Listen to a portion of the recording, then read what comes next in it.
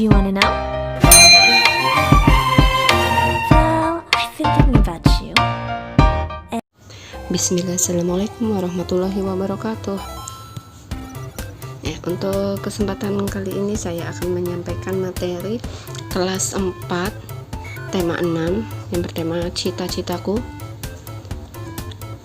Subtema 1, pembelajaran 1 sampai 6. Yang pertama, pembelajaran satunya yaitu mengenal puisi dan ciri-cirinya. Untuk muatan bahasa Indonesia. Puisi merupakan karya sastra yang berisi curahan perasaan penyair tentang apa yang dilihat, dirasa, dan dipikirkan menggunakan kata-kata. Nah, ciri-ciri puisi itu ada 2, memiliki baris dan bait, memiliki irama dan rima.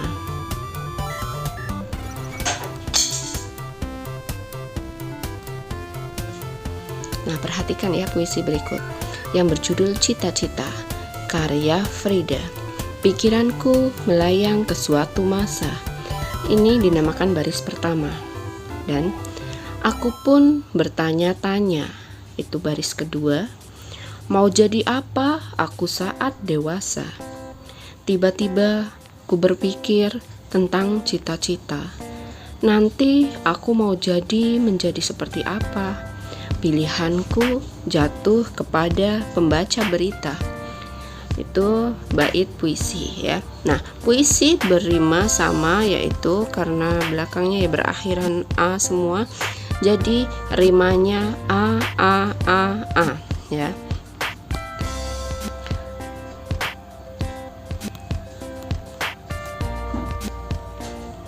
Nah, kita perhatikan kelanjutan puisi yang tadi ya.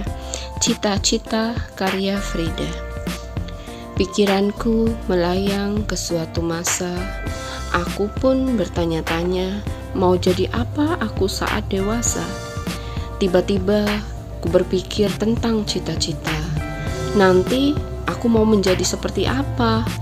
Pilihanku jatuh kepada pembaca berita. Ya, aku ingin menjadi pembaca berita yang senantiasa tampil di layar kaca, menyampaikan segala peristiwa. Aku berjanji akan berusaha, belajar tanpa lelah dan tanpa putus asa, demi menggapai cita-cita. Nah, apa judul puisi tersebut? Judulnya adalah Cita-Cita ya. Siapa pengarang puisi tersebut? Pengarangnya adalah Frida. Berapa bait puisi tersebut? Ada berapa? 1, 2, 3, 4 ya. Apa rima dari puisi tersebut? Yang bait pertama itu rimanya A sampai akhir pun rimanya A ya. Nah, mengamati siklus hidup makhluk hidup. Di dalam siklus makhluk hidup terjadi pertumbuhan dan perkembangan. Perhatikan siklus kucing berikut. Ayo sebutkan ciri-cirinya. Nah, yang pertama itu anak kucing. Yang kedua, kucing muda. Dan selanjutnya, kucing dewasa.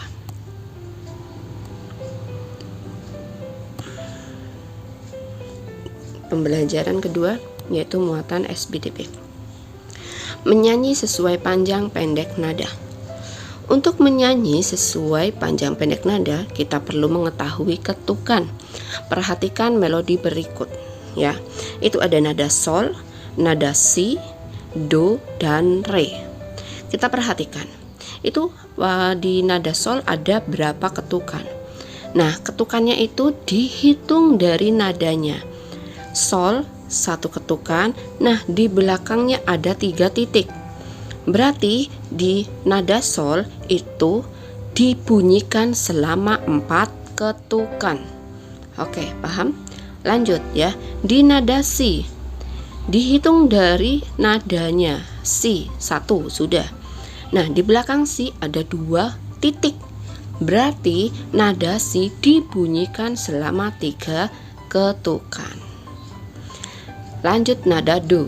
Nada do berdiri sendiri, tidak ada titiknya. Berarti 1 ketukan. Nada re, di belakang nada re itu ada titik. Berarti dihitung dari nada re 1, titiknya 1, berarti 2 ketukan. Paham ya? Pembelajaran kedua, muatan SBDP. Menyanyi sesuai panjang pendek nada. Untuk menyanyi sesuai panjang pendek nada, kita perlu mengetahui ketukan. Yuk diulang lagi, perhatikan melodi berikut. Bunyi yang panjang dapat dibantu dengan lambang legatura atau berbentuk lengkung, garis lengkung ya. Di bawah nada sol itu ada garis lengkung, itu namanya legatura.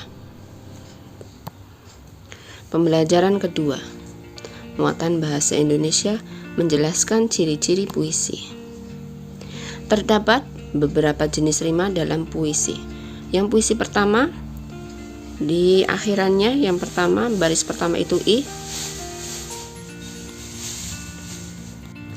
baris pertama itu I, baris kedua, baris pertama itu I, baris kedua akhirannya itu U, baris ketiga I, dan baris keempat U. Jadi rimanya AB AB, bukan IU IU ya, tapi AB AB. Dan puisi yang di bawahnya itu UUNN, itu untuk akhirannya, berarti AABB ya. Dan puisi yang selanjutnya ketiga sampingnya yang di karpet berjalan itu belakangnya IA IA, berarti ABBA ya. Lanjut puisi yang keempat itu II II, berarti rimanya AA AA. Lanjut muatan IPA. Mencirikan siklus hidup serangga. Terdapat 2 jenis siklus hidup pada serangga, yaitu kupu-kupu, ulat, telur, kepompong ya. Metamorfosis sempurna, siklus hidup yang mengalami perubahan bentuk tubuh dan melalui tahapan pupa atau kepompong.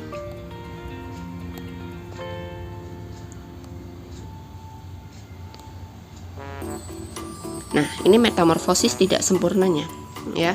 Jadi ada 2 jenis siklus hidup pada serangga. Yang satu metamorfosis sempurna dan metamorfosis tidak sempurna.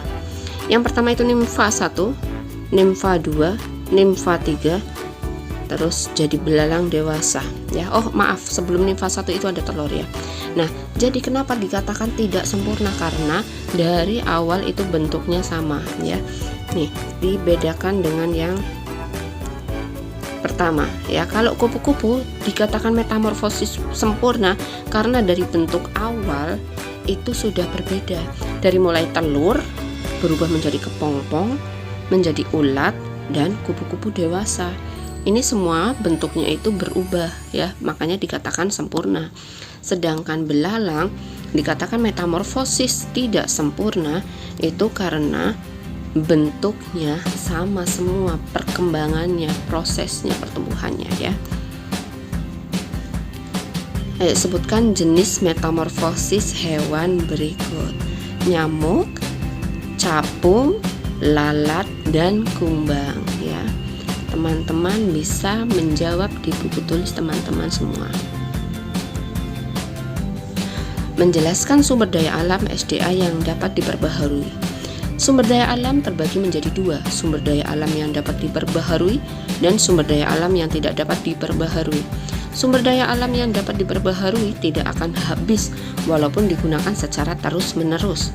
Contohnya air, hewan ternak, dan tanaman budidaya.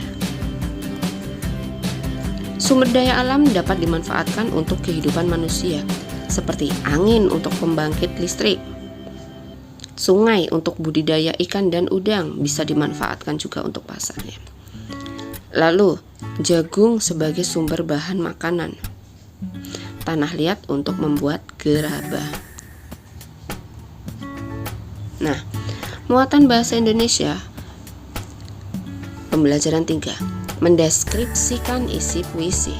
Ada beberapa langkah yang bisa dilakukan untuk mengetahui hal yang disampaikan penyair. Bacalah puisi dengan seksama. Tulislah hal-hal penting dalam puisi Tentukan tokoh dan peristiwa yang terjadi di dalam puisi. Tuliskan kata-kata yang sulit, lalu temukan maknanya dengan bertanya kepada guru atau orang tuamu. Selanjutnya, diskusikan puisi tersebut bersama temanmu.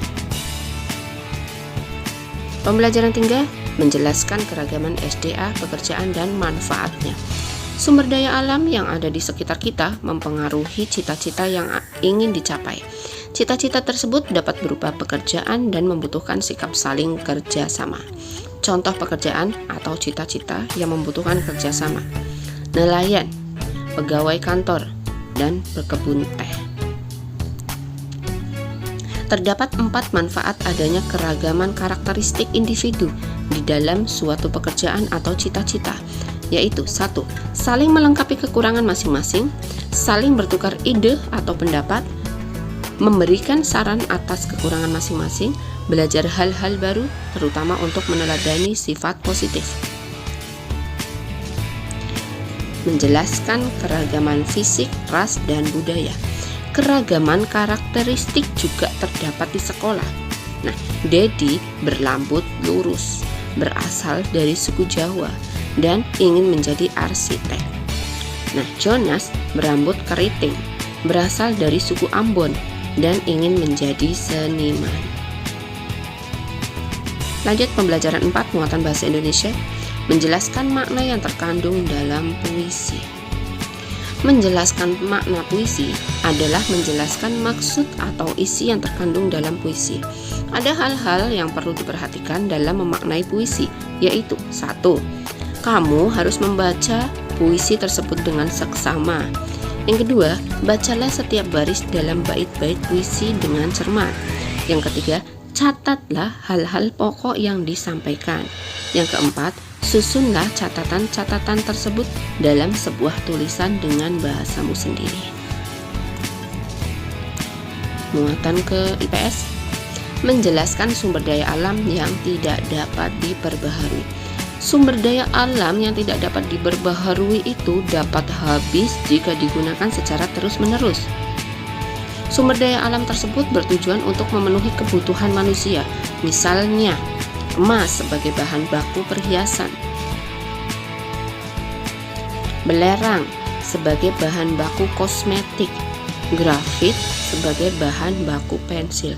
Nah, ini benda-benda yang jika digunakan secara terus-menerus itu akan habis karena tidak dapat diperbaharui. Perhatikan tabel berikut.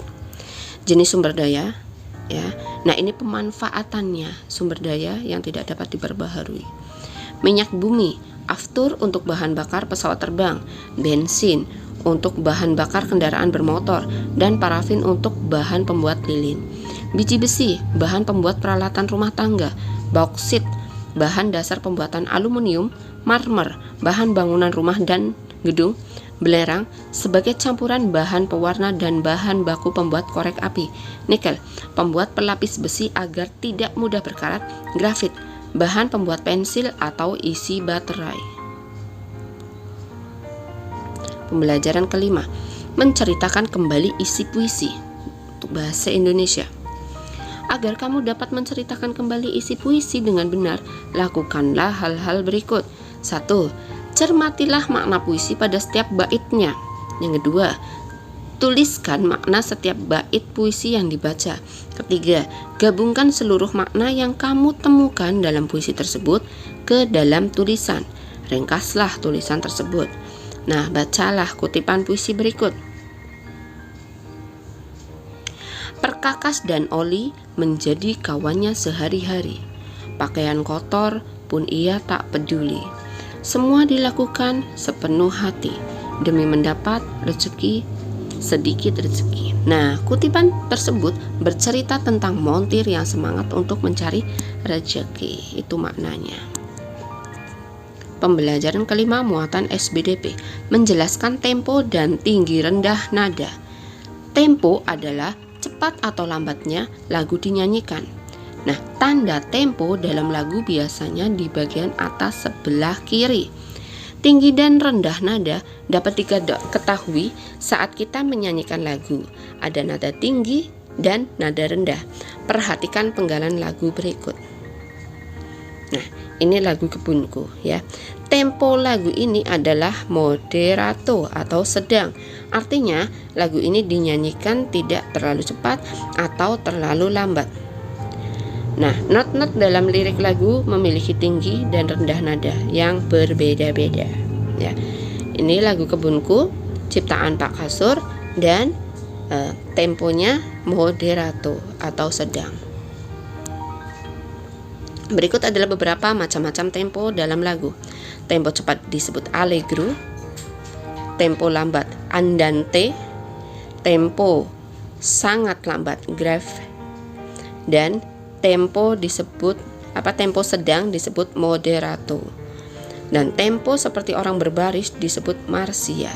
Nah, untuk allegro contohnya itu Indonesia Tetap Merdeka, Cublak-cublak Subeng ya.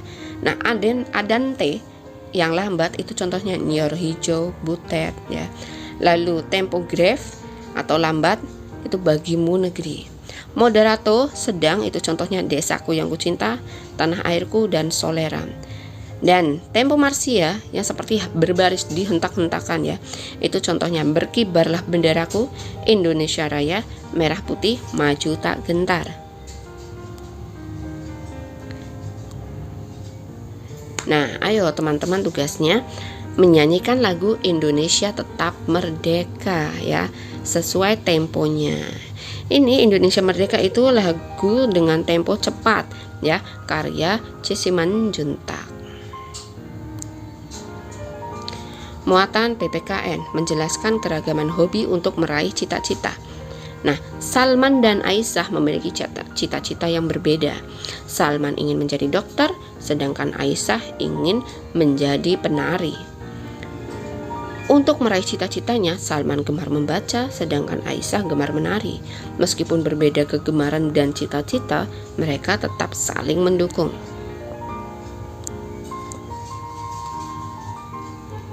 Muatan bahasa Indonesia lagi. Menunjukkan isi puisi. Nah, ini ada puisi ya. Pada pembelajaran sebelumnya, kamu telah memahami pengertian puisi, ciri-ciri, dan makna puisi.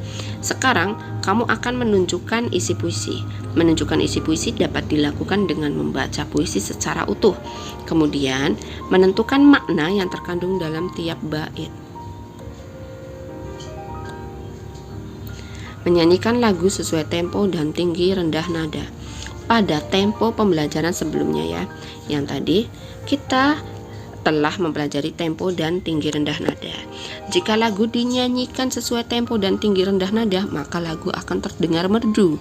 Coba nyanyikan lagu berikut sesuai tempo dan tinggi rendah nada yang tepat. Nah, lagunya Bangun Pemuda Pemudi itu pencipta A. Simanjuntak, Bangun Pemudi Pemuda ya, temponya marsia. Nyor Hijau pencipta Maladi, temponya andante. Silakan teman-teman menyanyikan di rumah. Nah, cukup sekian untuk pembelajaran hari ini. Semoga bermanfaat dan semoga bisa dipahami ya. Semoga nilainya untuk menuju ujian nanti nilainya lebih bagus lagi dari sebelumnya ya. Cukup sekian. Wassalamualaikum warahmatullahi wabarakatuh. Jazakumullah khair.